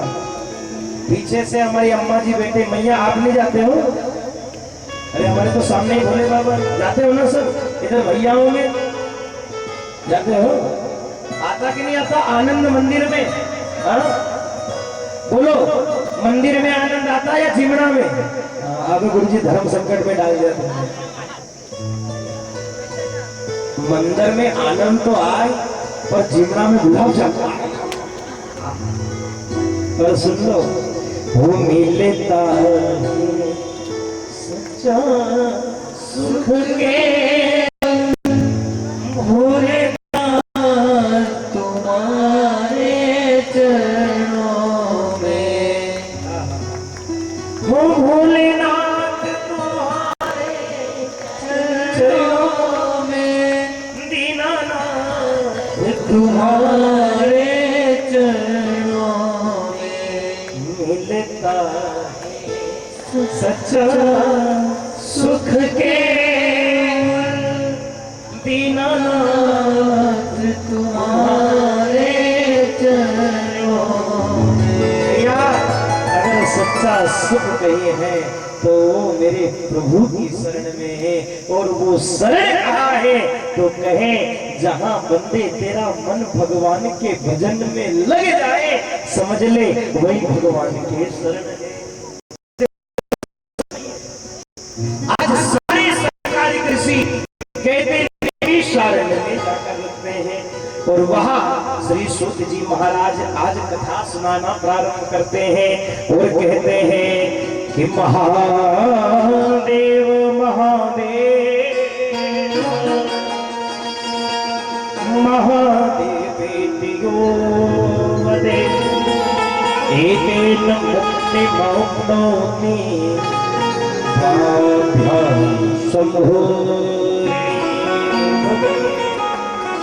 शिव महापुराण के प्रारंभ में मानो श्री सूत जी महाराज इन सनकादिक ऋषियों को कहते हैं, भैया महादेव महादेव महादेवेति यो वदेति। शिव की महिमा का वर्णन यदि कहा जाए तो केवल इतना है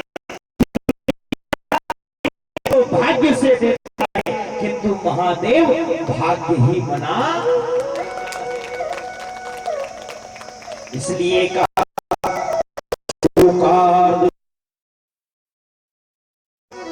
नित्यं भगवतोद्भवे पठेत् शृणुयात् यत्सु सहस्रफलं लभे।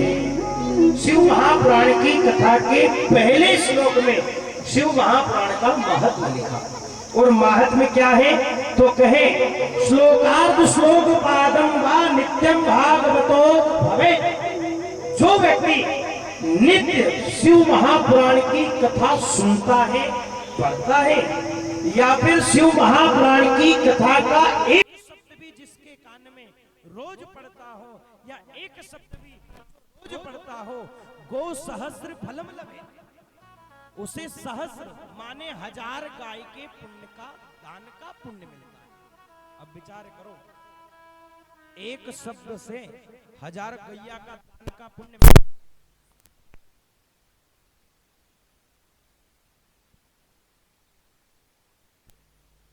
मेरे को दे देना, हाँ? क्यों आकर नहीं है ना?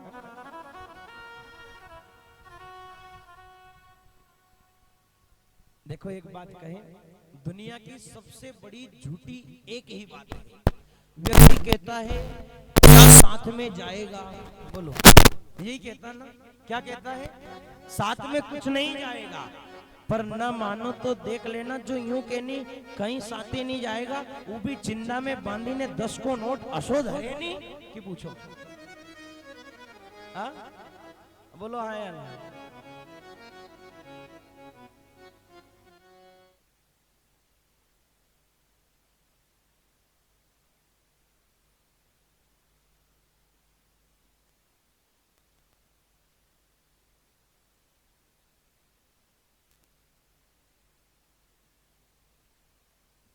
कौन सी कथा कही?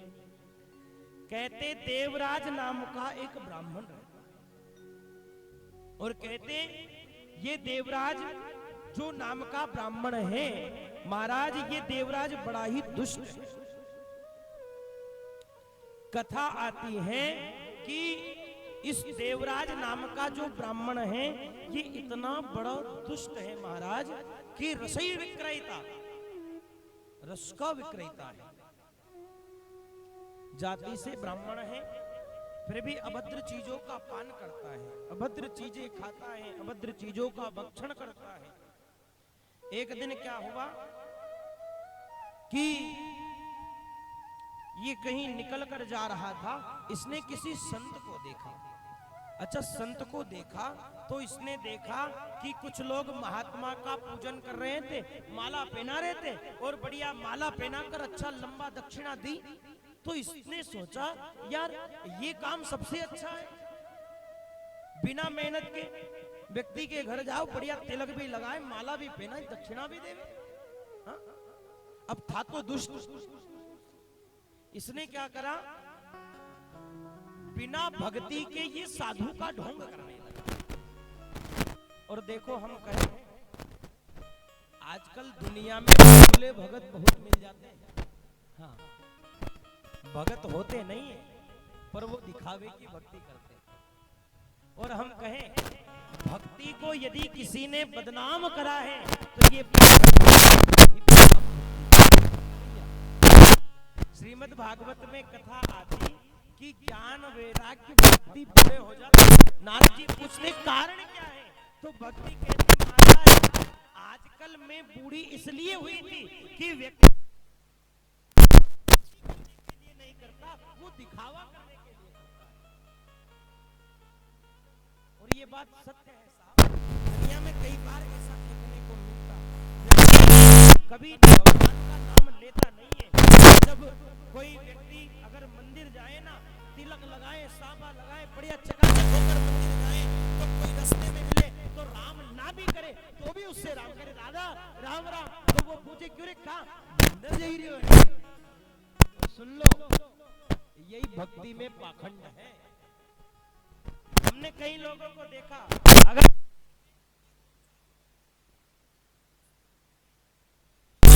खूब नाक रगड़े और अगर मंदिर में कोई नहीं हो तो 2 मिनट में पांव लगी ने भाई रे,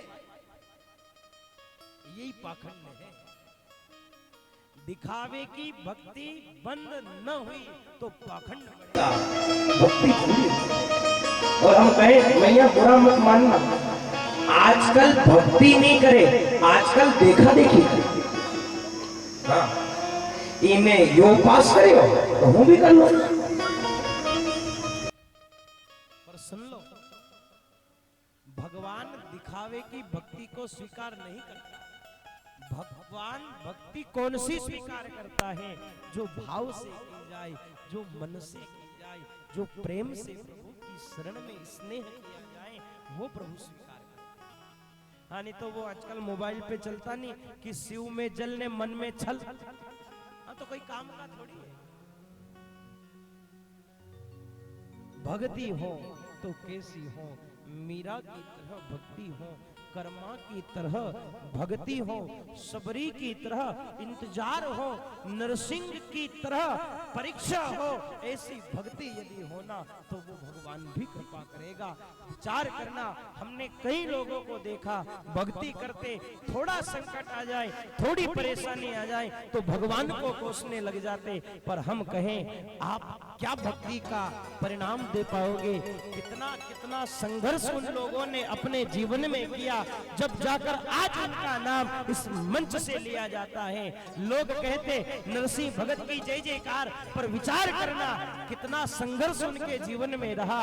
अरे जितना धन था सब दान कर दिया, पर अंततः ऐसा समय आ गया कि सामने सगे समधी ने रहने के लिए जगह भी दी ना, तो कौन सी जहां जानवर भी ना रहे ऐसी जगह में ठहराया। तो नरसिंह ने कह दिया कि यदि तू वहां रखना चाहेगा ना तो मैं वहां भी रह लूंगा। क्यों? क्योंकि मैं अकेला नहीं रहूंगा, तू भी तो मेरे साथ रहेगा ना। और सुन ले, हो राजी हूं मैं उसी में हो जिसमें तेरी रजा है, राजी हूं मैं हो सारे जहां के मालिक, हो तेरा ही आसरा है, सारे जहां के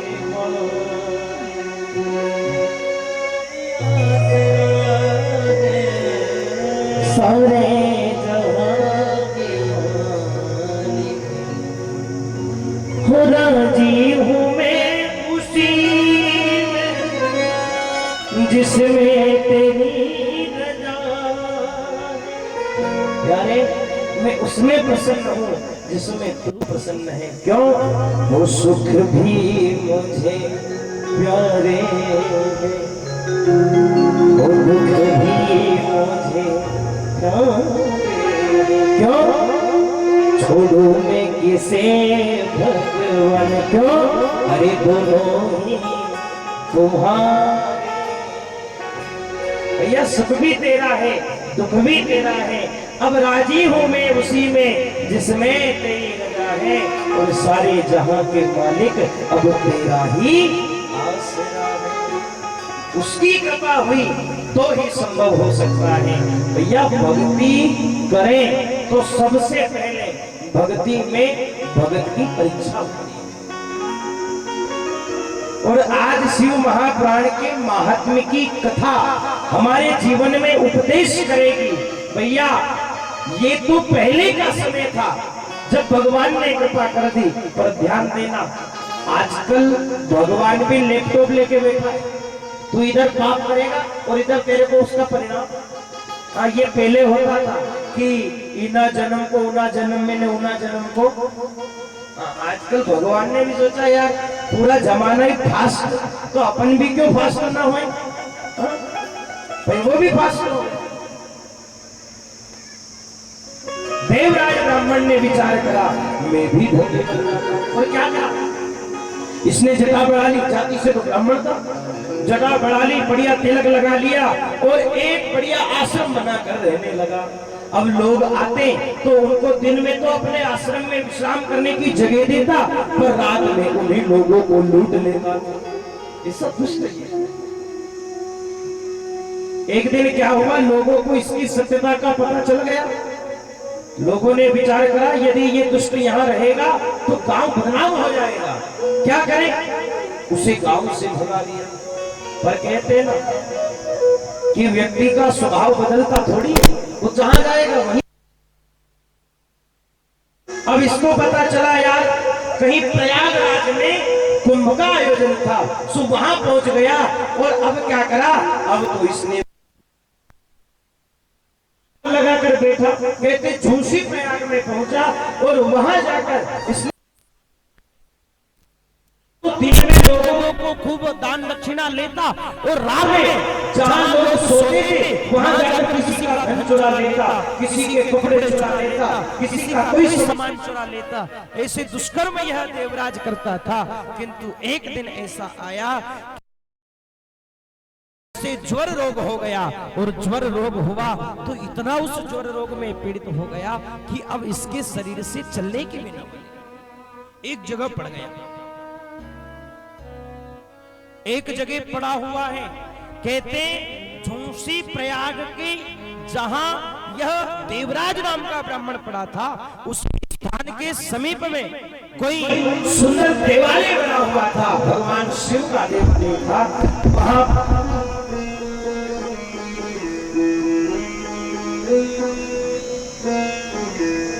वहां पर सुंदर भगवान की कथा हो रही थी। अब देखो जब कथा हो रही थी तो कथा प्रारंभ हुई। अब जैसे ही कथा प्रारंभ हुई तो कथा की आवाज इस देवराज के कान में। अब इतना बड़ा दुष्ट था मैया कि आवाज जब कथा की कान में आई ना तो जोर जोर से चिल्लाए, अरे बंद करो ये कथा, कौन बोल रहा है, मुझे पीड़ा हो रही है, मुझे दर्द हो रहा है, मुझे पीड़ा हो रही है। और ऐसा कहते कि पापी आदमी को भगवान की कथा भी अच्छी नहीं लगती।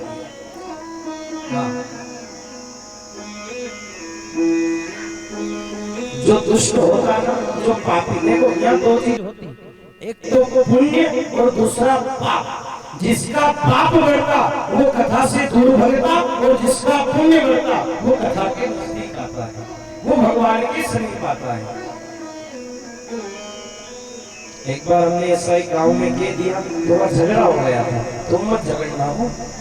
हाँ, ये तो हमने ऐसा कह दिया कि जो कथा के पास आए वो पुण्यात्मा, और जो दूर जाए वो पापात्मा। अब माँ कुछ भैया लोग थे तो वो पंडाल के पास नहीं आते, तो एक ने कह दिया तुम सब पापी है महाराज। तो दादू साझे आए, बोले क्यों, वो पापी है गए। मैंने कहा दादा भूल तो क्यों जाऊँ, इसलिए हम पहले निकल गई सो कहते हैं। परिस्थिति यही है। अब इसे पीड़ा होने लगी, तो कहते कि अंत का इसकी सुनने वाला वहां कौन था, चिल्लाता पर अंत में इसकी किसी ने नहीं सुनी। और जब इसकी किसी ने न सुनी तो कहते 1 दिन 2 दिन 3 दिन 5 दिन 6 दिन तक कथा चलती रही। इसके शरीर में जो रोग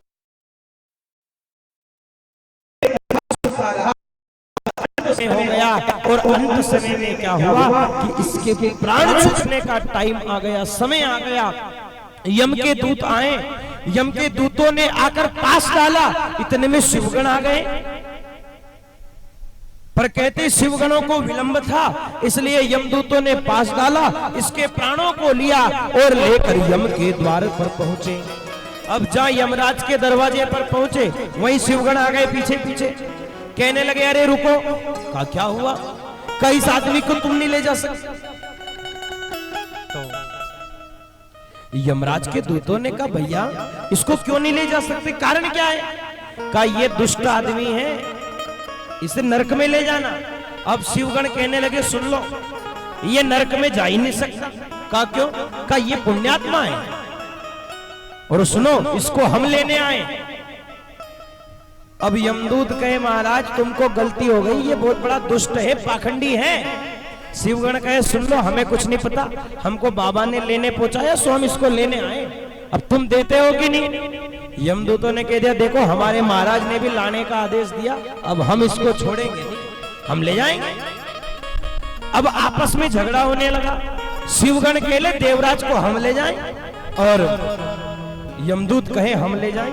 अब दोनों में झगड़ा प्रारंभ हो गया, और जब झगड़ा प्रारंभ हुआ तो कहते हैं उस झगड़े की आवाज जब अंदर बैठे यमराज के कान में पड़ी तो दौड़कर यमराज बाहर आया और क्या देखा कि शिवगण खड़े हैं।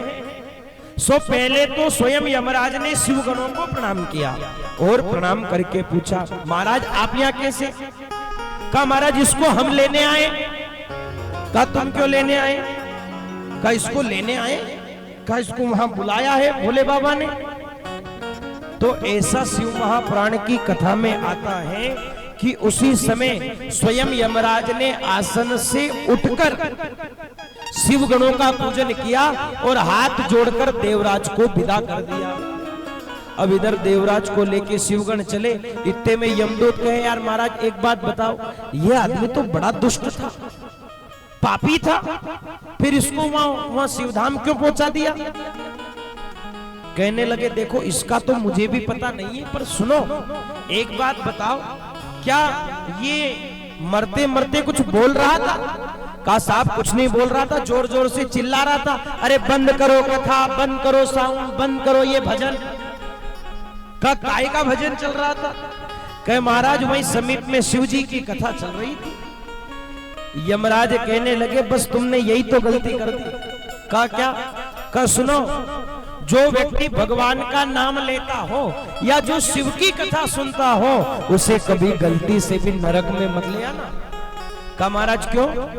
कहा वो नरक का नहीं, वो तो शिव धाम का वासी होता है।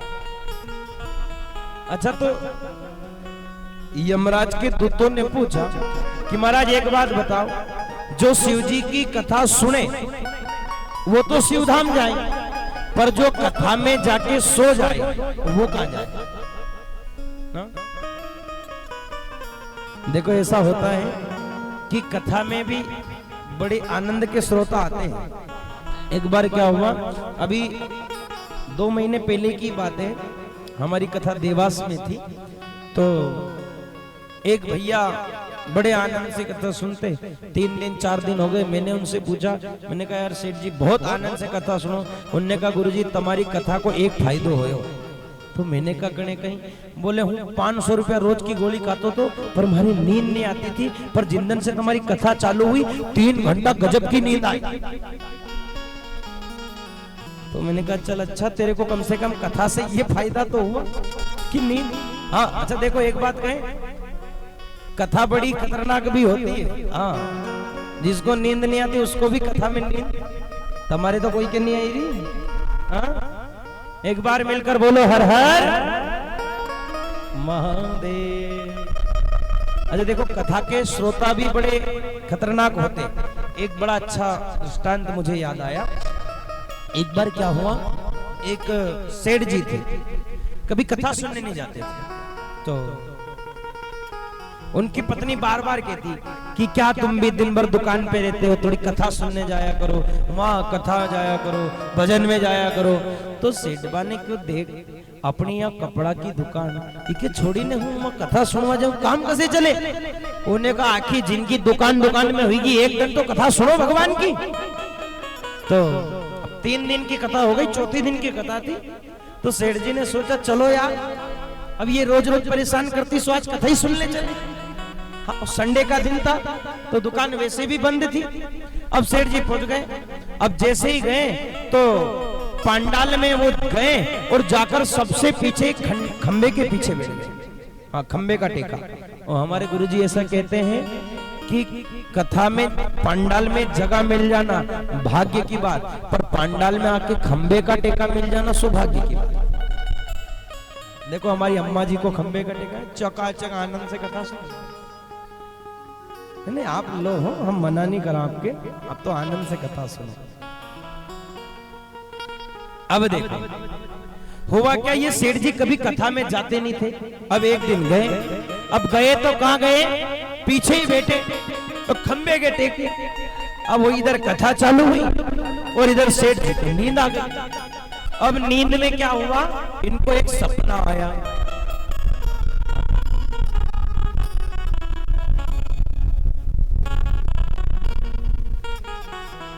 नींद में इनको सपना आया और सपने में क्या आया,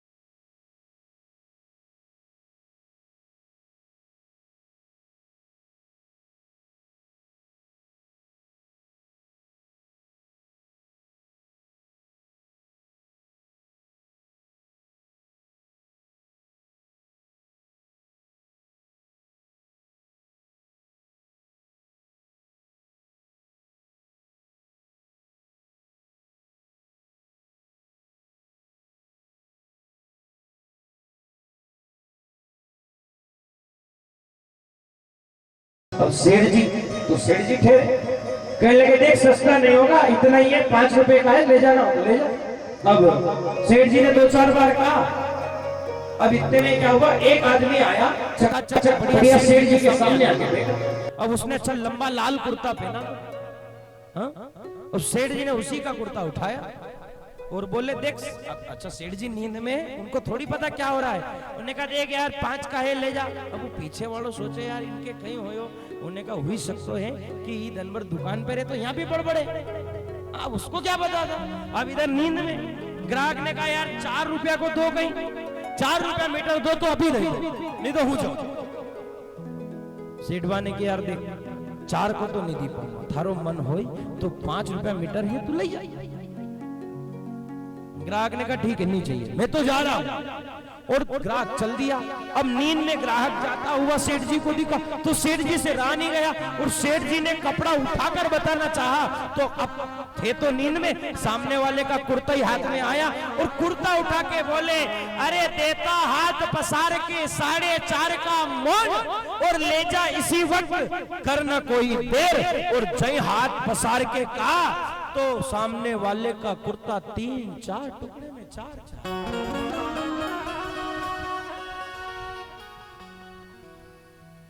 पीछे वाला कहे भैया कुर्ता। सेठ जी बोले चुप रहे, ग्राहक भाग जाएगा।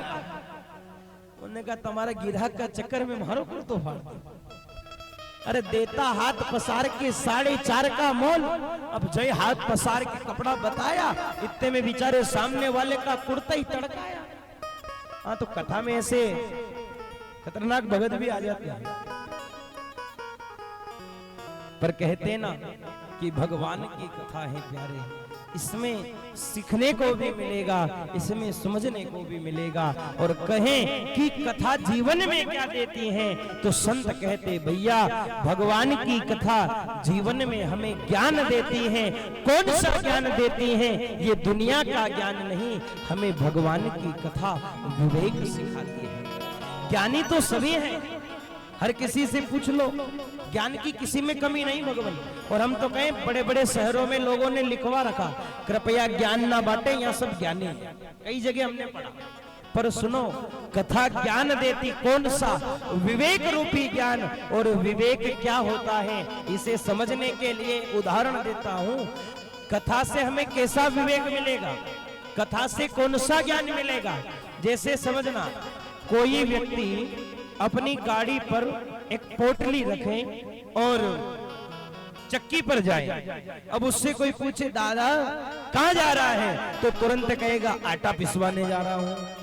अब सत्य बताना, वो पोटली रख के आटा पिसवाने जा रहा कि गेहूं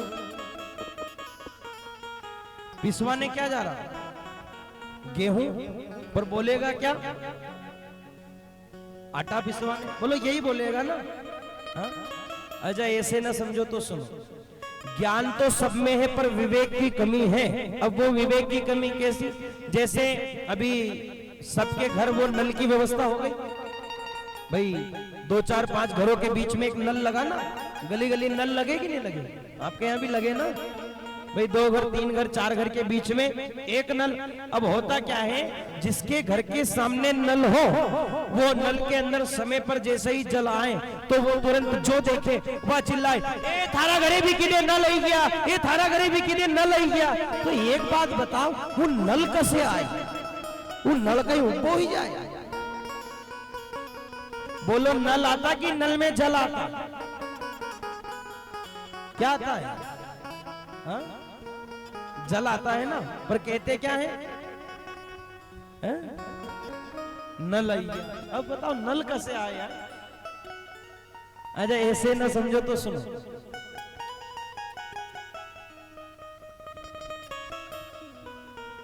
जैसे भंडारे होते, अभी शिवरात्रि पे भी, रामनवमी पे भी कई लोग खिचड़ी प्रसादी बांटते है ना।